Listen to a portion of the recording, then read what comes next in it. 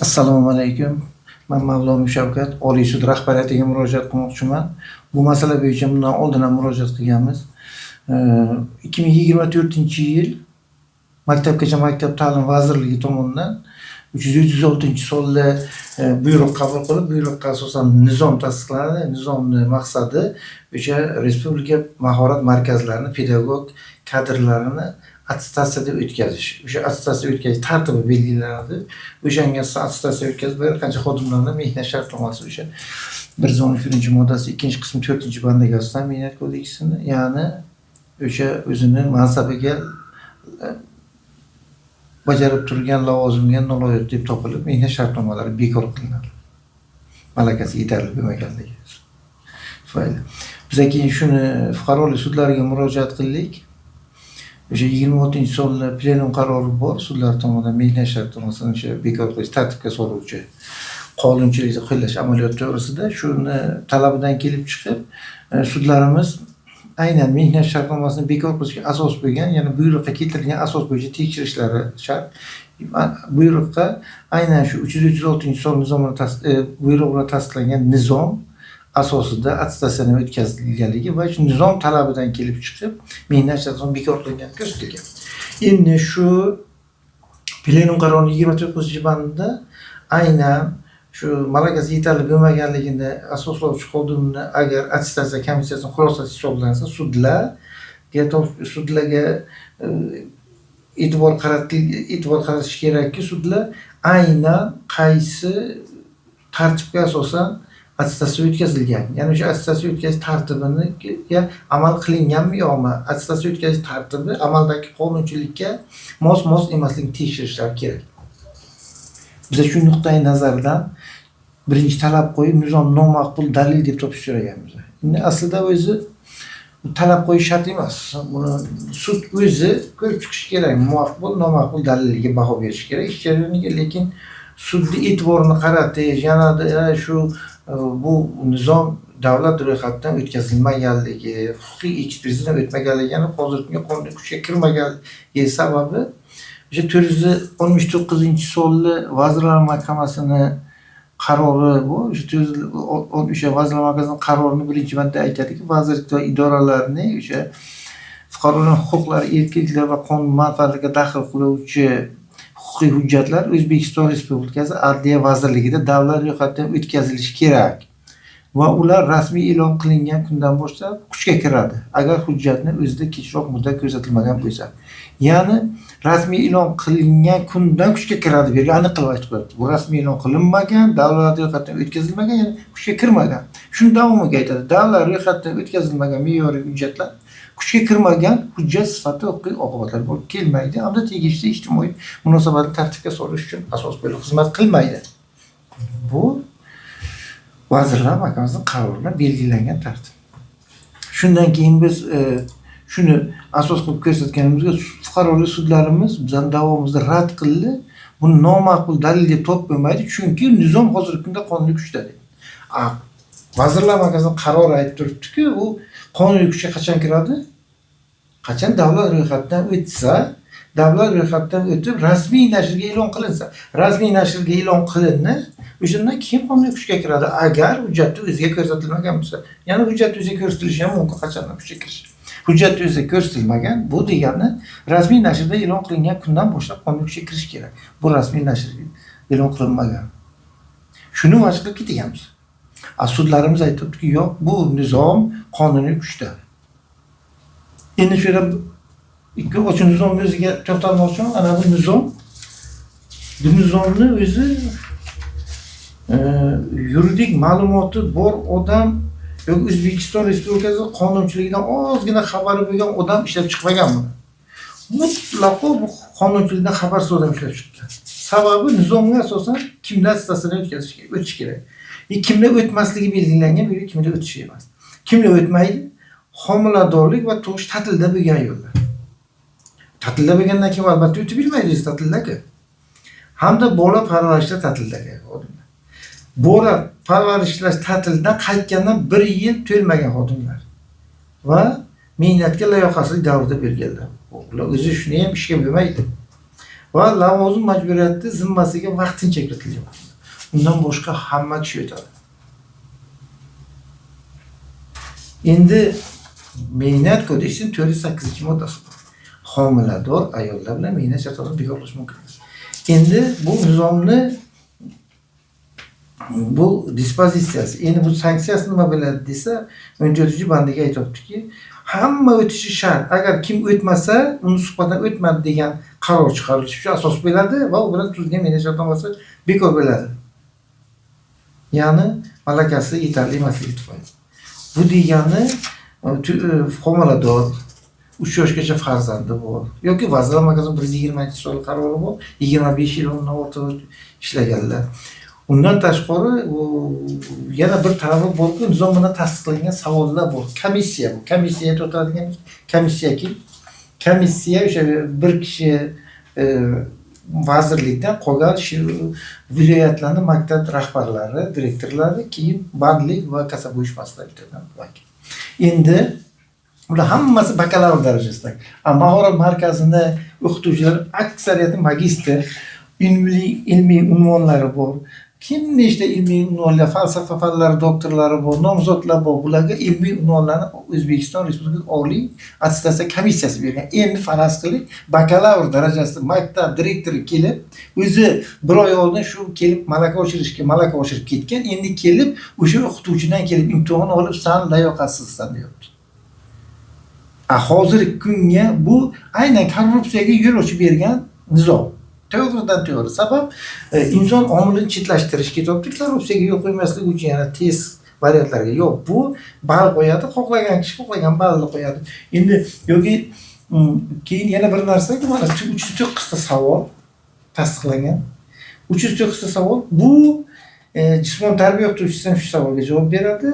IT ishlagan shu savolga, fizika, matematika, musiqa, buxgalter, advokat, hamma shu savolni bilsangiz, siz umuman o'sha mahorat markaziga ishlashga layoqatlisiz. Shu savollarni bilmasangiz, umuman siz farq qilmaydi. Siz nimaga ishga qabul qilingansiz? Fizika ishlari bo'yicha, fizika fandan dars berish uchun qabul qilinganmisiz? Fan nomzodimisiz? Uni ahamiyati yo'q. Mana shu savollarni bilasiz, ishlaysiz, bilmasangiz ishlamaysiz. Yo'q, mana shu savollardan kerakli ball to'plasa ishlaysiz, o'zi ishlamaysiz. Shuni o'zi bir bu ataylab qilingan shu deb men tushundim, chunki ko'p bular bilan suhbatlashib o'qituvchilar bilan aksariyat ishdan ketganlar aytadiki, ular biz bilan direktor kim bilan kelishmadi, o'sha ketdi, tamom. Uni ahamiyati yo'q, uni ilmimiz bor, yo'q, uni umuman ahamiyati yo'q. Savolga javob bergan ham ketdi, chunki ular o'zi ball qo'yadi. To'g'rini ham, noto'g'rini ham o'zi tasdiqlaydi. Keyin ikkinchi tarafi nizomga qachon qo'llash, mana Belgiya ichki ishlar organlarida attestatsiya o'tkazish tartibi to'g'risida nizom bor 75-sonli. Bojxona yoki boshqa joylarga nizomlar bu attestatsiya o'tkazish tartibi. Bu attestatsiya o'tkazish tartibi bo'yicha qaror qabul qilingandan keyin 1 oy muddat ichida bu qarorni qo'llash mumkin. Ya'ni o'sha bilan mehnat shartnomasi bekor qilish kerak, yo'q pastroq lavozimga o'tkazib, nima berishdan qatnashsa 1 oy ichiga qo'llash kerak. Bunga muddat qo'yilmagan. 2025-yil 7-yanvarga Buxoro viloyati mahorat markaziga attestatsiya o'tkazilibdi. O'sha xodim bilan 2026-yil 14-yanvarga mehnat shartnomasi bekor bo'libdi. 1 yildan keyin, 1 yil 7 kundan keyin. Sudga berganga sud rad qilibdi. Biz aytamiz, buni muddat o'tib ketgan-ku desa, qayerga nizomga muddat yo'q-ku deyapmiz. 10 yildan keyin ham qo'llasangiz bo'ladi, bundan kelib chiqadi. Ahamiyati yo'q uni muddat bo'lmagandan keyin. Bu nizom shunchalik darajaga aytdimku, buni qattiqgina ma'lumoti bor odam ishlab chiqmagan. Shundan keyin biz shu nizomni haqqi emas deb topish uchun Oliy sud, ma'muriy sud, Oliy sudga murojaat qilish sababi idoraviy normativ hujjatlarni nizolash bu Oliy sud sudlovga tegishli, ya'ni hay'atlarga ko'rib chiqiladi. Yana Oliy sud tomonidan bizda nima qaytarilishga asos qilib aynan hozir mana shu o'qib bergan 419-sonli Vazirlar Mahkamasining qarori keltirildi. Vazirlar Mahkamasining qaroriga asosan mazkur nizom adliya vazirlari ro'yxatdan o'tmagan. Mana shu yerda keltirilibdi. Adliya vazirlari davlat ro'yxatiga o'tkazilishi kerak va ular rasmiy e'lon qilingan boshlab kuchga kirishi belgilangan 469 ga idora normativ. Biroq deyapti, haqiqiy emas deb topilib so'ralayotgan yuqoridagi nizom davlat ro'yxatidan o'tkazilmaganligi sababli idoraviy normativ hujjat hisoblanmaydi deyapti. Keyin biz apellyatsiya instansiyaga murojaat qildik. Apellyatsiya instansiyaga savol qo'ydikki, Ma'muriy sud ishlarini yuritish jinoyat kodeksi 27-moddasiga asosan agar o'zi sudlovga tegishli bo'lsa, tegishli bo'yicha boshqa sudlovga o'tkazing degan savolni qo'ygangan. Bu idoraviy normativ hujjat hisoblanmaganligi sababli ma'muriy sudga, fuqarolik sudiga, iqtisodiy sudga tegishli emas deb apellyatsiya instansiyasi ajrim chiqardi. Ya'ni bu sudlovga tegishli emas umuman. Hali sudlovga tegishlilik masalasi bo'yicha keyin to'xtalamiz. Keyin shundan keyin biz taftish shikoyati berdik. Chunki taftish shikoyatigacha bermasdan biz bu oldin fuqarolik yo'nalishi bo'yicha raisni qabuligacha bordik. Barcha instansiyalar nizom qonuniy kuchda degan qaror berdi. Nizom qonuniy kuchda. Biz fuqarolik protsessual kodeks 75-moddasiga asosan iqtisodiy yoki ma'muriy sudda qonuniy kuchga kirgan hal qiluv qarori boshqa sud uchun majburiy hisoblanadi. Endi o'sha qaror bilan o'sha qaysi fakt aniqlangan bo'lsa, shu ishga tegishli fakt.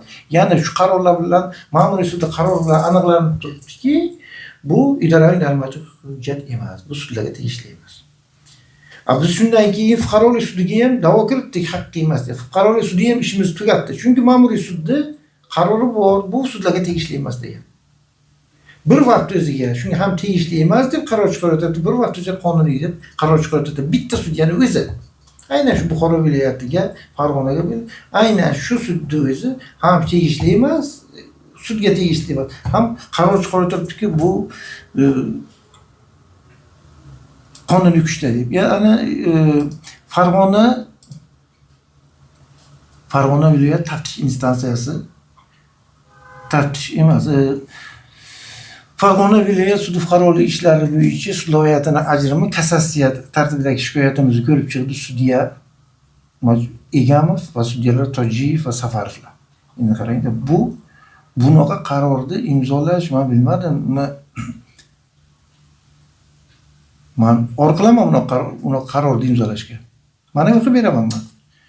Maktabgacha va maktab ta'limi vazirining 2024-yil 17-oktyabrdagi 336 buyrug'i bilan tasdiqlangan pedagogik mahorat markazlarining ma'muriy boshqaruv va pedagog xodimlar tarkibini qayta ko'rib chiqish to'g'risidagi nizom vazirlik tomonidan o'z vakolatlari doirasida ishlab chiqilgan.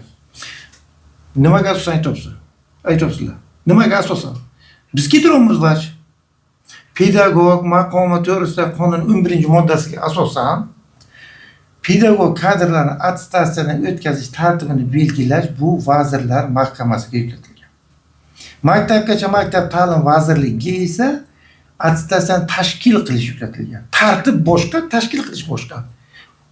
Mana shu hozirgi belgilangan tartibni vazirlar mahkamasi belgilash kerak edi. Kimlar kiradi, qanaqa ball to'playdi, komissiya tarkibi, apellyatsiya berish tartibi qanday, bularni belgilash kerak edi ki buni tashkiliy masalalarni olib borish maktabgacha maktab ta'lim vazirligiga yuklatilgan. Sud bizga aytibdiki, yo'q, bu o'z vakolatlari doirasida ishlab chiqqan ekan. Endi davomini qarang. O'z vakolatlari doirasida ishlab chiqilgan bo'lib, ushbu nizomning haqiqiyligi holatiga baho berish sudlarning vakolatiga kirmaydi. Hamda mazkur taraf sudlarga taalluqli so'm. Kimning vakolatiga kiradi? O'zbekiston Respublikasi Konstitutsiyasi sudlar to'g'risidagi qonun bu. Bu sudlar to'g'risidagi qonunga vakolati 4-moddasiga xato qilmasam, sudning asosiy vazifasi nima? Yozilgan. 4-modda sudlar to'g'risidagi qonun.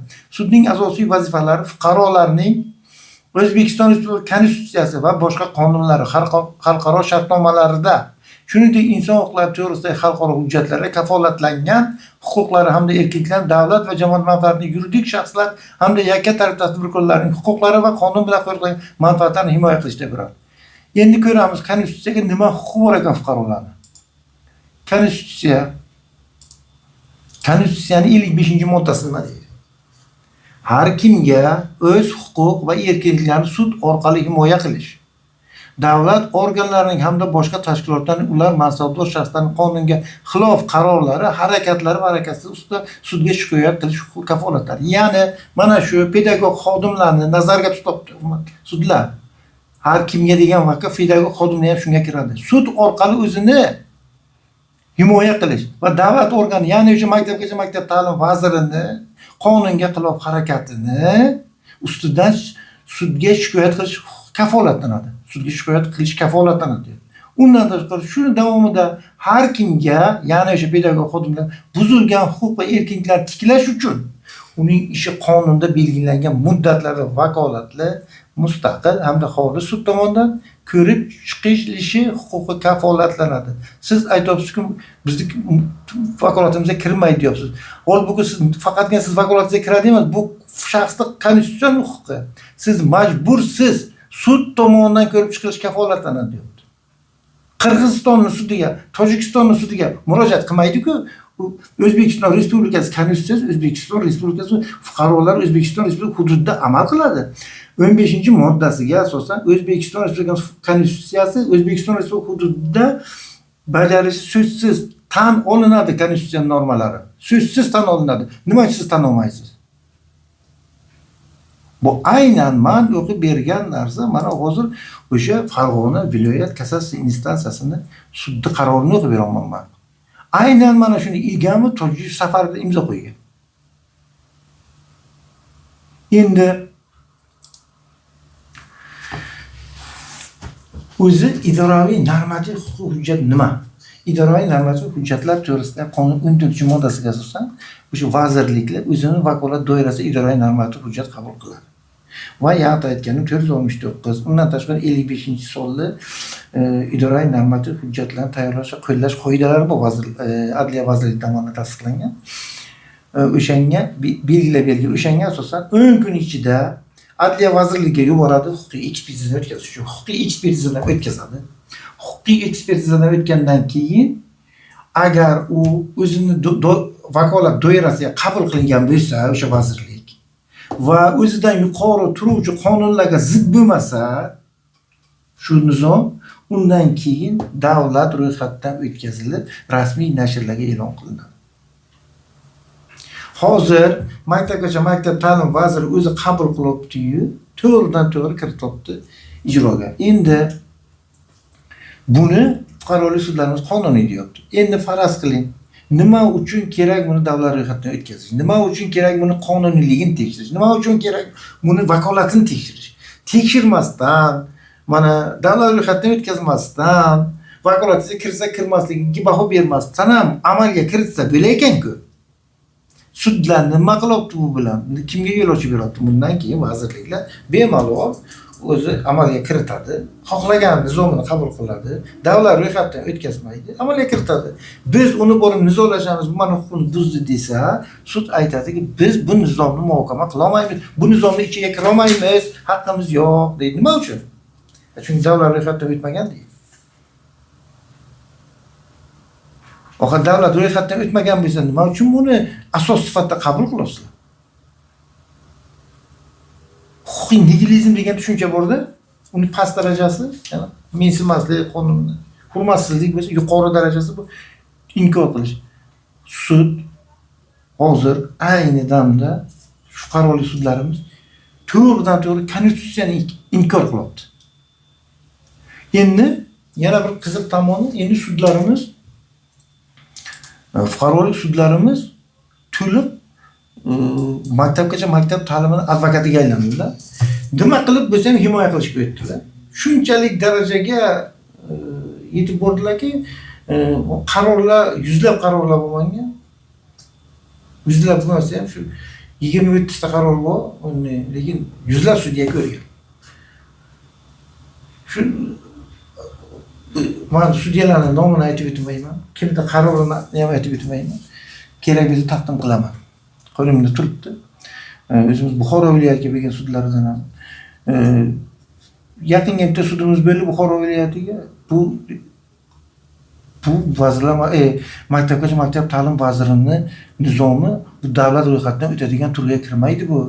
Ya'ni bu o'sha idoraviy normativ hujjatlarni tayyorlash va qo'llash qoidalarining 91-bandiga asosan bular davlat ro'yxatidan o'tkazilmaydigan turga kiradi. Ya'ni bu shaxsiy tusdagi amal qilish, bir marta qo'llash bilan tamom bo'luvchi tezkor farmoyish tusdagi yakka tartibdagi hujjatlar davlat ro'yxatidan o'tmaydi degan bandni keltirib o'tadi. Endi aslida bu o'zi kulgili. Chunki sudga biz fuqarolik sudlariga tartib qilganmiz. Qonuniy kuchga turgan Oliy sud, ma'muriy suddagi turibdiki, bu qarori, ya'ni bu idoraviy normativ hujjat emas, tamom boshqa gap yo'q. Endi idoraviy normativ hujjat bo'lmasa nima uchun bunga idoraviy normativ hujjatlarni tayyorlash, qo'llash, qoidalarni qo'llash kerak? Bu tegishli emas-ku bunga. Bu idoraviy normativ hujjat emas-ku. Undan tashqari 91-bandini o'qishdan oldin men o'ylayman 91-bandni shuna o'chib 91-band kelib qolmagan bo'lsa kerak, o'qib kelgan bo'lsa kerak. 89-band nima deydi? O'zbekiston Respublikasi Adliya vazirligidan quyidagi idoraviy normativ huquqiy hujjatlar huquqiy ekspertizadan va davlat ro'yxatidan o'tkaziladi. O'zbekiston Respublikasi fuqarolari, chet el fuqarolari va fuqarolik bo'lmagan shaxslarning fuqarolik, siyosiy, ijtimoiy, iqtisodiy va boshqa huquqlari, erkinliklari, qonuniy manfaatlari va majburiyatlariga, ularni amalga oshirish kafolatlariga ko'rsatilgan huquq, erkinliklar va majburiyatlarni amalga oshirish mexanizmlariga daxl qiluvchi. Yana biror narsa kerak bu so'zdan keyin. Yo buni sharhlab berish kerakmi? Mexanizmlariga, ularning huquqlarini amalga oshiruvchi mexanizmlarga daxl qiluvchi har qanday hujjat albatta Adliya vazirligining ro'yxatiga o'tkazish kerak. Endi 90-bandiga idoraviy normativ huquqiy hujjatlar ularning amal qilish muddatidan doimiy amal qiluvchi, vaqtinchalik ma'lum bir muddatga qabul qilingan, shuningdek ulardagi huquqiy normalarning qanday xususiyatda bo'lishidan, shu jumladan davlat sirini tashkil etuvchi ma'lumotlarga yoki maxfiy ma'lumotlarga ega bo'lishdan qat'iy nazar huquqiy ekspertizadan va davlat ro'yxatidan o'tkazilishi lozim. Endi hozir yana bir marta 91-bandiga to'xtaladigan bo'lsak, endi 91-sudlarimiz keltirib o'tgan 91-bandiga to'xtalaylik. 91-band nima deyapti? Quyidagilar davlat ro'yxatidan o'tkazilmaydi. A. Yakka tartibdagi hujjatlar. Endi ketadi. Shaxsiy tusdagi amal qilishi, bir marta qo'llash bilan tamom bo'lish va tezkor farmoyish tusdagi. Hurmatli sudlar, huquq normasi tarkibiy qismi 3 ga bo'linadi. Gipoteza, dispozitsiya, sanksiya. Talqin qiladigan vaqtga buni ayirib olish kerak, qaysi gipoteza, qaysi dispozitsiya, qaysi sanksiyaligini. Ushbu holatda yakka tartibdagi hujjatlar bu huquq normasining dispozitsiyasi. Hozir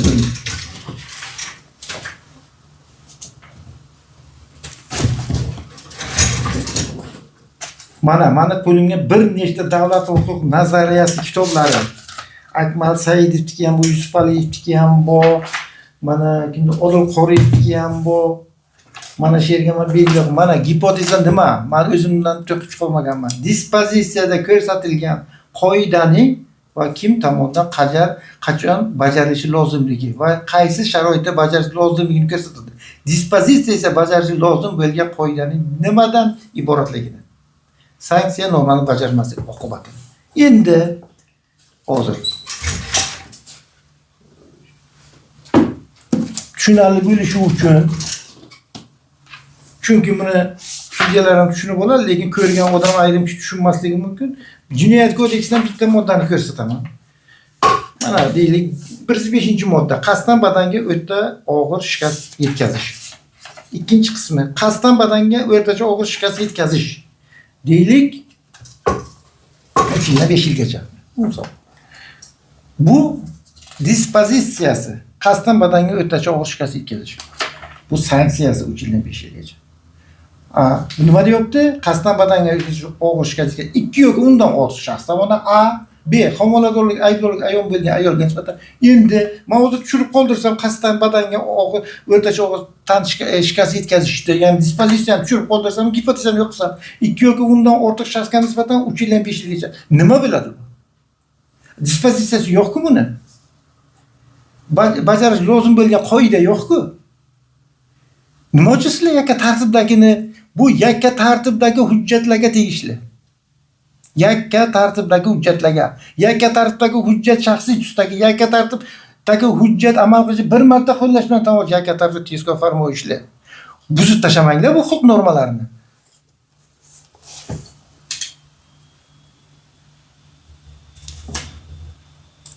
Endi yakka tartibdagi nima?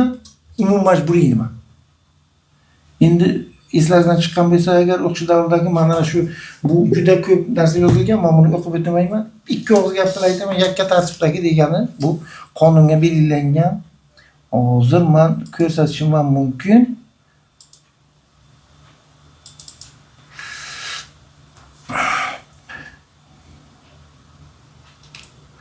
Mana yakka tartibdagi bu quyidagilar tashkiliy masala muvofiqlashtirish hujjatlar, masalan prezidentning vazirliklar, davlat qo'mitalari va idoralar rahbarlari, uning o'rinbosarlari, hokimlar va boshqa mansabdor shaxslarni tayinlash yoki vazifasidan ozod etish borasidagi farmonlari va boshqa narsalar, yana shaxsiy xarakterdagi hujjatlarni taqdirlash, bayram marosimlarini aynan bir marta deylik, Navro'z boshqa shunga o'xshagan marosimlarni o'tkazish shunga o'xshaganlar kiradi.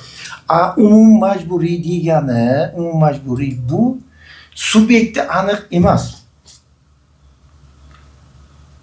Hozirgi holatda maktabgacha maktab ta'lim vazirligi tomonidan qabul qilingan nizom umum majburiy, ya'ni buni subyekti aniq emas. Bu o'sha mahorat markazlarini pedagog xodim va boshqaruv organi xodimlari. Agar pedagog xodimi men bo'lsam, menga ham taalluqli bo'ladi. Buni ahamiyati yo'q, subyekti aniq emas. Ya'ni qarang, sudyalar to'g'risidagi qonun men uchun umum majburiy emas-ku, lekin umum majburiy qonun bu. Lekin men sudya emas-ku. Yo advokatura to'g'risidagi qonun sudyalar uchun majburiy emas-ku. Agar sudya uchun advokat bo'lib qolsa, pensiya chiqqandan keyin o'sha vaqtda majburiy bo'ladi. Ya'ni subyekti aniq emas. Mana shu umum majburiy bo'ladi. Oddiygina shuni talqin qilishdi, sudlar o'zini qaroriga yozibdi. Endi vazirni himoya qilish maqsadiga to'liq o'zini o'sha qonun ijodkorligini ishga solib, bunda o'sha bir komediya bordi, sizlar nima qilsangiz qonunga to'g'ri kelayotganda deganda ijod qilib qonun yaratibdi ular. Bu xuddiki o'zini ichki tizimiga tegishli ekan, bu umumiy majburiy emas ekan. Qayerdan bo'ldi bular bu qoidani men bilmadim men. Endi yana bir vajdi keltirildi. Qarorlarga turibdi. Qaror hozircha qo'limning ostiga emas, o'qib beraydi. Aynan Buxoro viloyatiga chiqarilgan qaror bor. O'sha qarorga turibdiki, bu mehnat kodeksini o'sha 18-moddasiga belgilangan ish beruvchi o'zini o'sha ish beruvchining vakili, ya'ni kasaba uyushmasidan kelishgan holda ichki hujjatlarni qabul qilishi mumkin. Ya'ni faqat 18 emas, 8-moddadan boshlanadi. Endi 18-moddaga yakka tartibdagilar ayolimga. O'sha qabul qilishi mumkin. Ya'ni bu nima? Ichki mehnat tartibi qoidalari yoki mana ishdan bo'shatish buyruqlari, instruksiyalar, xizmat yo'riqnomasini tasdiqlash mumkin. Buni ham kasaba uyushmasidan kelishga qo'ygan. Mana shularni mumkin deyapti. Mana shunga asosan deyapti, bu to'g'ri qabul qilingan. Hurmatli sudlar, birinchidan mehnat kodeksi ish beruvchi va xodim o'rtasidagi munosabatlarni tartibga soladi. 18-moddada aynan xodim bilan ish beruvchi o'rtasidagi munosabat haqida gap ketadi. Men bu haqida gapirmayapman. Bu yerga ish beruvchi mahorat markazlari. Amman aytadigan nizom bu maktabgacha maktab ta'lim vazirligi tomonidan qabul qilingan nizom haqida gapiraman.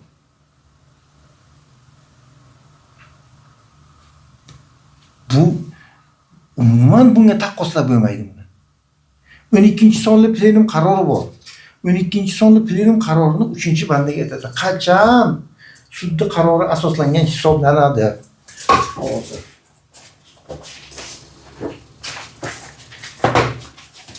Gapim to'liq bilishi uchun plenum qarorini o'zidan o'qib bermoqchiman. Hal qiluvchi qarori u protsessual huquq normalariga qat'iy rioya qilingan holda va ushbu huquqiy munosabatga nisbatan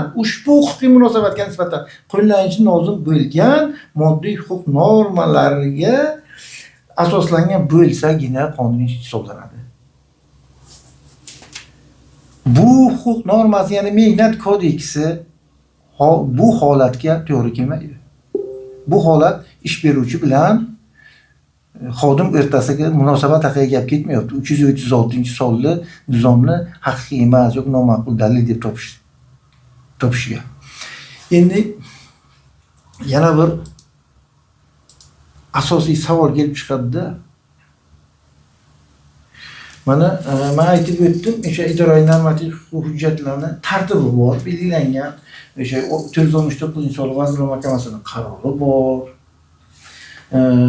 Qanday belgilangan, o'sha vaqtda amalda bo'lgan 53-son bilan ro'yxatdan o'tgan Adliya vazirligidan idoraviy normativ hujjatlarni tayyorlash va qo'llash qoidalari bor. Shularga asosan o'zining etaplari bor, o'sha etaplardan o'tib keyin qonunga kirish kerak. Shu ish bajarilmasa nima bo'ladi? Bundan keyin bajarsa nima bo'ladi, bajarmasa nima bo'ladi? Mana bajarmadi shu ishlarni. Lekin amal qilib turibdi. Sudimiz buni hozir maktabgacha maktab ta'lim vazirini mana shu qonunga mensimasdan konstitutsiyani inkor qilib chiqargan nizomini qonuniylashtirdi.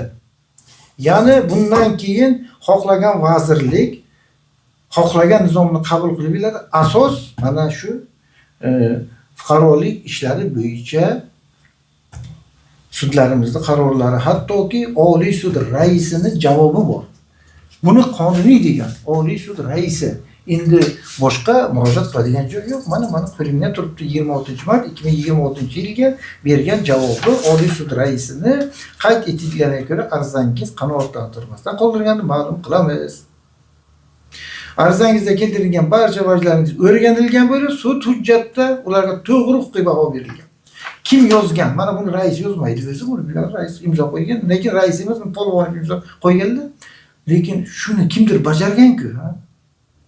Aslida mana shu xati bilan mana shu bajargan sudya raisni nomini tarixga qoldiryapti. Bundan kelib chiqadi, endi o'zini o'sha noqonuniy bo'lgan hujjatni qonuniylashtirib beryaptilar. Bundan keyin idoraviy normativ hujjatlar davlat ro'yxatidan o'tkazilmasligi kerak. 419-sonli Vazirlar Mahkamasi qarori amal qilmaslik kerak. Yoki noto'g'ri qabul qilingan bo'lsa, endi men bilmadim, buni endi bizni muhokama sud qiladi. Hozir aytish mumkin, nimaga sen sudni muhokama qilyapsan, sudni qonuniy kuchga turgan qarori bor-ku deb. Kimga murojaat qilaylik? Yana kimga murojaat qilish mumkin buni? Shuning uchun hurmatli sud rahbariyati bu holatni uni qoldirish, men o'ylaymanki, faqatgina bu sud hokimiyatini obro'siga putur etadi. Bu huquqshunoslar ichiga ham bu tushunmovchiliklarni olib keladi. Sabab endi huquq nazariyasi bu dunyo ikki tizimga bo'lingan bo'lsa, huquq nazariyasi bo'yicha Anglo-Sakson, Romano German, biz Romano German huquq tizimiga qaraymiz. Bu asosiy davlatlar shu Romano German huquq tizimiga qaraydi. Ya'ni huquq nazariyasi haqiga bitta O'zbekistonga emas, butun Rossiyaga ham qancha kitoblar chop qilingan. Qancha olimlarimiz, Akmal Saidovga o'xshagan olimlar, professorlar tom kitoblar yozgan bu haqida. Bular hammasi bir timmi? Yoki sizlar o'sha mana shu sudyalarimiz o'qimaganmi o'sha institutlarga? Yo'q, ular bo'ldimi, qolib ketdimi? Yana mana shu idoraviy normativ hujjatlarni qo'llash qoidalarini hozir aytib o'tdim. Shuni 5-bandiga nima degan? Ana qarang.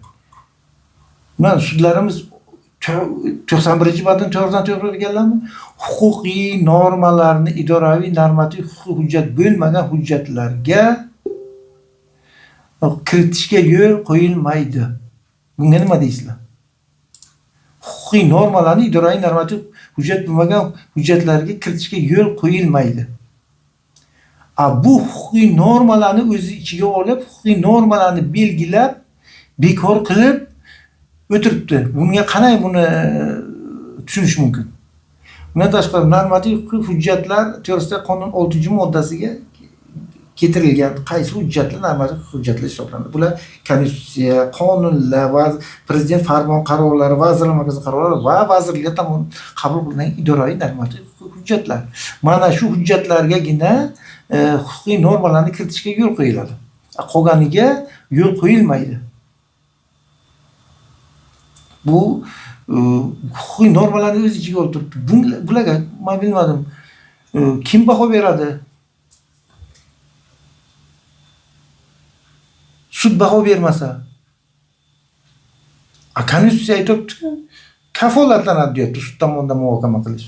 Mana shu vazirlik, mana 306. Ko'ring, ochib ko'ring desa biz ocha olmaymiz buni. Nimaga? Yo'q, biz muhokama qilmaymiz chunki bizga tegishli emas bu. Kimga tegishli? Sudya degani mustaqil degani xohlagan ishni qiladi degani emas. 136-moddasi konstitutsiyani. Sud qat'iy konstitutsiya va qonunlarga amal qilgan holatda ish ko'rib chiqadi. O'qib bering 4-moddasini sudlar to'g'risida qonuni vazifasi aynan fuqarolarning konstitutsion va boshqa huquqlarini buzilgan bo'lsa o'shani himoya qilish. Nimaga himoya qilmaysizlar? Biz aytib turibmiz, mana nizom. Bu agar nizomni muhokama qilinglar, qani shu yuqori biz aytamiz, yuqori turuvchi hujjatlarga bu mos qabul qilinmagan, zid qabul qilingan. Bundan tashqari bu vazirning vakolatiga kirmaydi bu. Bittagina maktabgacha maktab ta'lim vazirini oldiga shu ikki qo'lini ko'tardi fuqarolik sudi.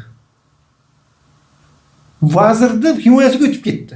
Hozir aytganimdek, nima qilib bersa ham shu nizomni qonuniyga chiqarish uchun oxirini o'ylanglar o'zlaringiz. Sizlar qonuniyga bir marta chiqarasizlar hozir. Nima shundan keyin hamma qonuniy berib qoladimi? Nizomlar adliya vazirligining ro'yxati o'tkazmasdan xohlagan ishini qilaveradi, qonuniy berib qoladimi? Asli hozir qonuniy deb buni vazirdan qo'rqqanlaringiz uchunmi yoki qayerdan topshiriq bo'lgani uchunmi? Aslida o'zi fuqarolik sudlari bunaqa qaror chiqarishiga men ishonmayman o'zini xohishi bilan. Bu yuqoridan bo'lgan topshiriq deb bu meni shaxsiy fikrim.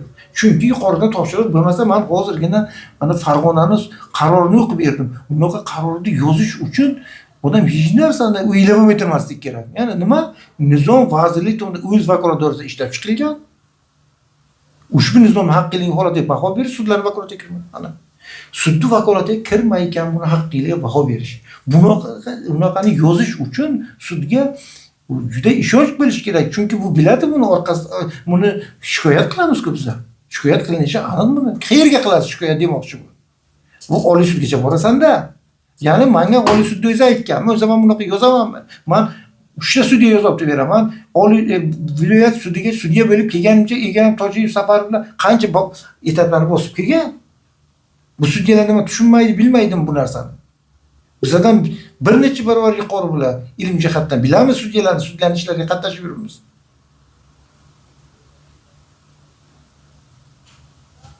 Hurmatli Oliy sud rahbariyati bu masalani bunday qo'yish mumkin emas.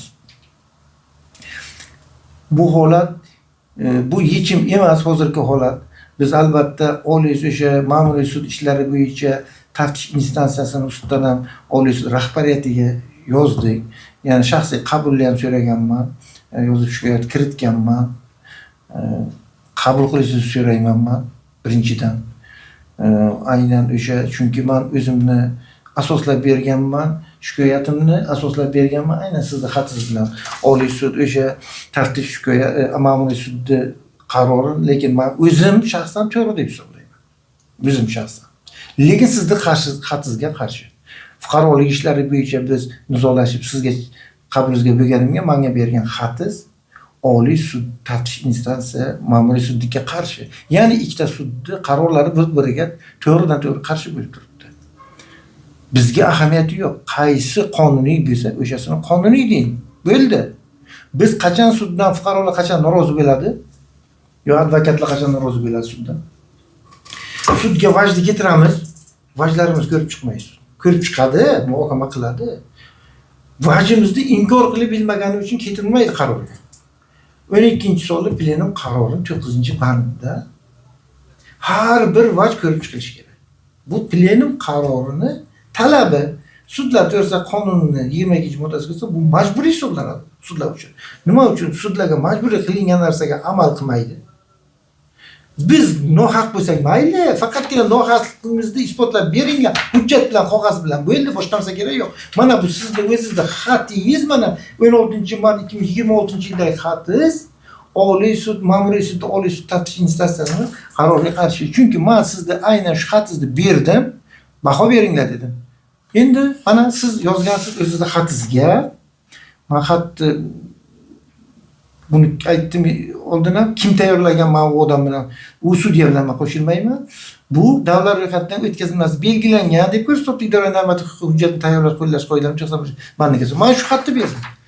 Endi Oliy sudni taftish instansiyasini siz shu xatingizga bergan bahosini eshiting. Garchi ham arizachi vakili o'zining taftish tartibidagi shikoyati va sudda bergan tushuntirishlarida idoraviy normativ hujjatlarni tayyorlash va qabul qilish qoidalarining 91-bandiga ko'ra amal qilishi bir marta qo'llash bilan tamom bo'luvchi tezkor farmoyishli tusdagi bir martalik topshiriqlar, hujjatlar Adliya vazirligida davlat ro'yxatidan o'tkazilmasini ma'lum qilgan bo'lsa-da, ushbu vajlar nizomni idoraviy normativ hujjat deb topishga asos bo'la olmaydi. Mana siz yozgansiz. Bu etmaydigan deb men shuni aytayapman. Chunki yuqorida qayd etilgan nizom talabi bo'yicha hujjatni idoraviy normativ hujjat deb topish uchun asosiy shart uning Adliya vazirligining huquqiy ekspertizadan va davlat ro'yxatidan o'tkazish hisoblanadi. Mana bu sizning xatingizga qarshi. Sizning xatingizni inkor qilyapti. Bo'lmasa xatingiz noto'g'ri, yo bo'lmasa taftish instansiyasini Oliy sud taftish instansiyasi ma'muriy ishlar bo'yicha sudning qarori noto'g'ri. Buni bekor qiling. Ko'rishga tayinlang ishimizni. Mana shu nizomni haqiqiy emasligini muhokama qilsin. Biz buni haqiqiy emas deymiz, balki haqiqiydir. Muhokama qilinglar. Muhokama qilmasangizlar buni qayerdan bilamiz haqiqiy emasligini? Sizlar qonun deb turibsizlar, tamom.